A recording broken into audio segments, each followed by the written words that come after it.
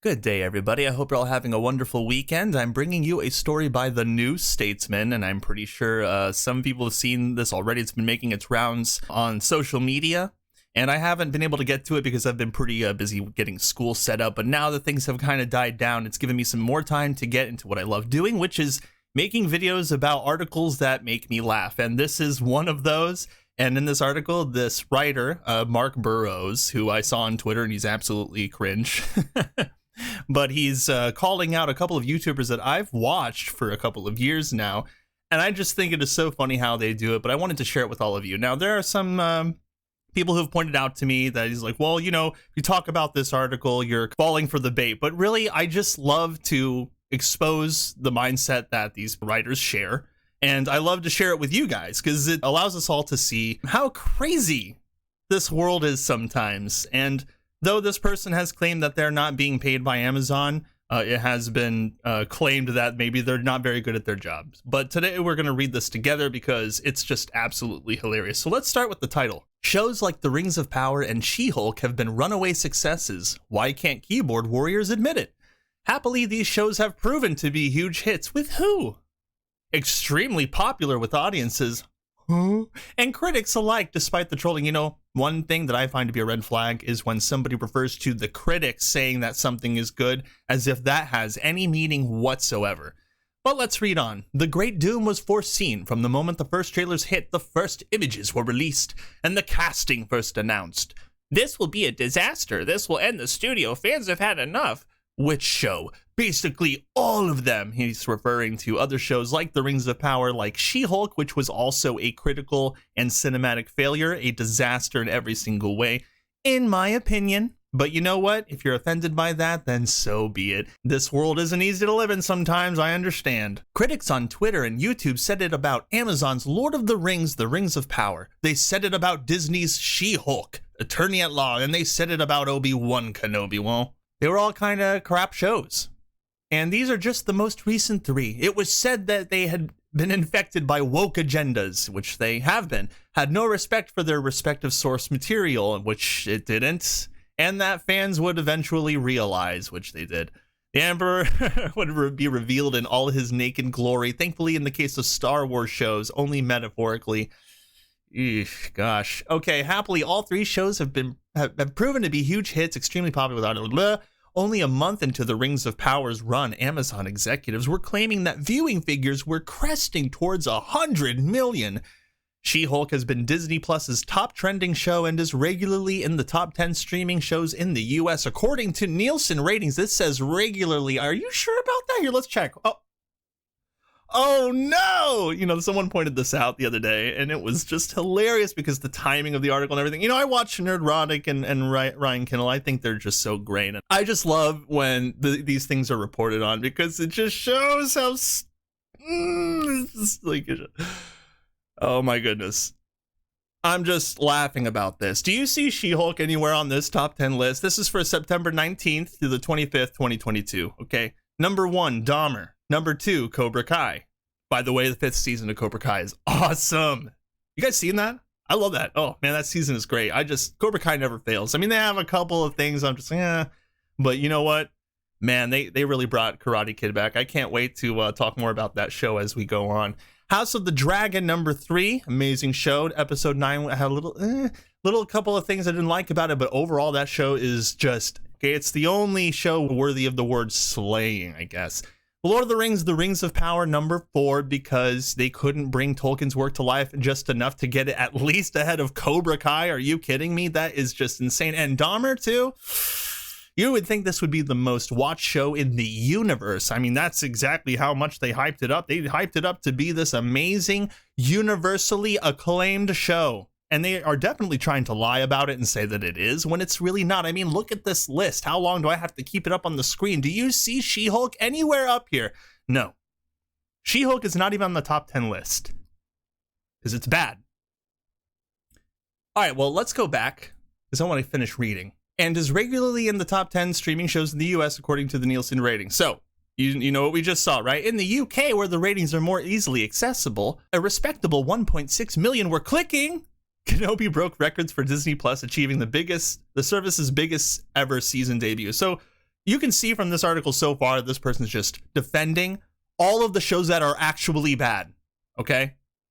These shows received largely favorable reviews as well. If you ignore the review bombing on Rotten Tomatoes and IMDb, yeah, this show's amazing. Just focus on all of the favorable reviews. Ignore the bad ones. All those ones that are saying that the show is bad, pretend they don't exist. They don't exist. Shh, stop. No. Turn your head to face me, okay? Listen to what I'm telling you. The show is good. The show is good. A little creepy there. With Rings praised for its visuals, performances, and for injecting intrigue into a story that few thought had any wiggle room. Who is Sauron became a water cooler conversation, and everyone seemed to have an opinion. Mine was wrong, as it turns out. What, you didn't see that he was going to be Sauron?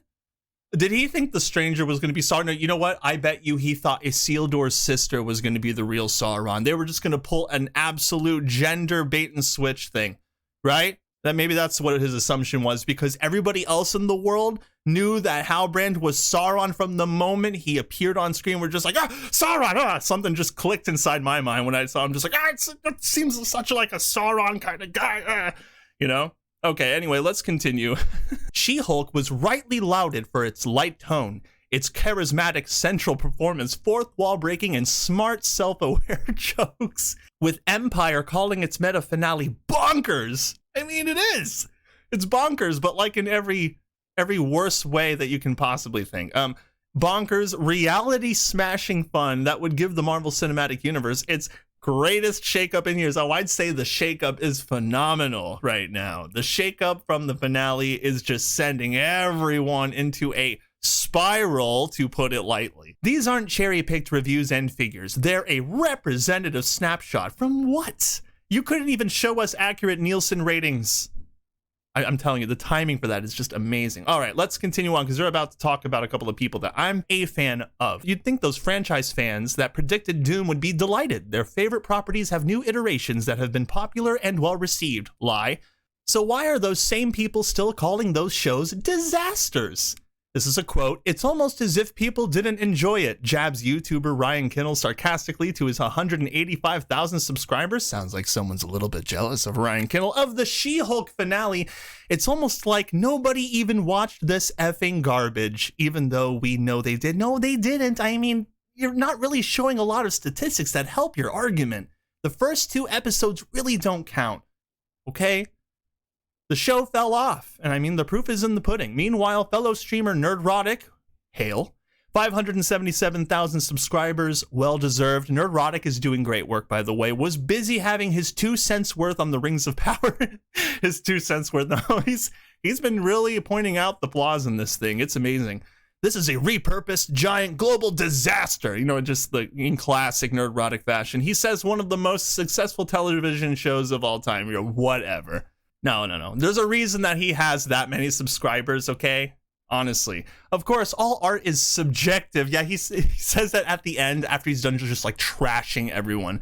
Not everyone is going to enjoy these shows. The strange thing here, though, is that these critics aren't just giving these pieces bad reviews. They're claiming them as objective, critical, and commercial failures. Against all evidence, against statistics and feedback, it's baffling. You know what I find baffling? Mark Burrows had a tweet. I'm not gonna give him just any kind of like screen time as far as like his Twitter or whatnot, but in his tweet he tries to defend himself, saying, "Oh well, I just wrote that because I feel like people aren't giving it a chance and they're saying it's bad for all the wrong reasons," or whatever. He said that, and it had nothing to do with everything that's been said here. It just seems that this whole thing is threaded with animosity. And it sounds like it's just coming from somebody who didn't watch the show, because anybody who did watch the show just hates it. I mean, look at this article right here. It says, "Rings of Power is a bigger disaster for Middle-earth than Mount Doom?" I mean, there's no bigger disaster than Mount Doom. I mean, there is the creation of Mount Doom as per Rings of Power. I mean, that's a bigger disaster than Mount Doom itself, if you ask me. But yeah, the Rings of Power is a bigger disaster for Middle-earth than Mount Doom. I mean, how blunt can you get? Rings of Power Season 1 was a disaster for plenty of reasons, and they probably aren't what you expected, so get ready for the autopsy. This is by The Digital Fix. It's an example of what I call agenda trolling, when a commenter's personal viewpoint is so firmly set that no evidence is going to shake them from it. Years ago, I worked for The Guardian, moderating user comments on the paper's website, which at one point was receiving around 80,000 comments a day. Wow, that is a life fulfilled, I will tell you now. Working for The Guardian as a moderator for comments, oh my goodness, that is some professional experience there. Wow. It's there I came to know the agenda trolls. You'd see climate change deniers or 9/11 conspiracy theorists who, when presented with irrefutable evidence, would simply ignore it and continue with their now disproved point. Sounds like you guys, to be perfectly frank. These are people so determined to hate something, so frustrated by the very existence of a viewpoint they disagree with, they will start to ignore reality itself. This guy's out there. You can't win an argument with an agenda troll. They will never, ever believe that they've lost. They're Monty Python's Black Knight with his legs sliced off, claiming 'tis but a scratch. It would almost be admirable if it wasn't so maddeningly stupid. Wow. He's calling us stupid now. He's calling them stupid. We're all just stupid because we didn't like the Rings of Power. How subjective, right? The final episode of She-Hulk's first season, in which the eponymous character is attacked by a group of male superhero enthusiasts who hate her for just existing, is a gloriously silly, extremely knowing, and laser-targeted dig at exactly those fans who can't see past their idealized vision of what their favorite shows should be. It has not gone down over well with the YouTubers and Redditors. Small wonder. Just burning every bridge that he possibly can in this article. Critics possessing such limited and inflexible imagination, and with such a weirdly deliberate lack of empathy for the enjoyment of their fellow fans, were never going to be bright enough to get the joke. So you hear that? He thinks you're all idiots for not liking this. It says a lot. I mean, this is just ridiculous. I can't get enough of this. And people are just like, hey, stop falling for the bait. Don't take the bait. They're just trying to get attention. Honestly, this is funny. This is just hilarious. I love doing this stuff. I really do, because everyone knows that both those shows were just the worst in the world, okay? They were absolute garbage. They were trash. They were whatever you want to think of it as in terms of something that is akin to failure. I mean, really, some of the worst shows on TV. And it can't be stressed enough, and I don't think it will be, and I'm going to keep making stuff like this. I really am. I'm enjoying it. I hope you all have a beautiful day. Like and share this video. Subscribe. Click that notification bell if you'd like to see more of what I'm doing, and I will see you all next time.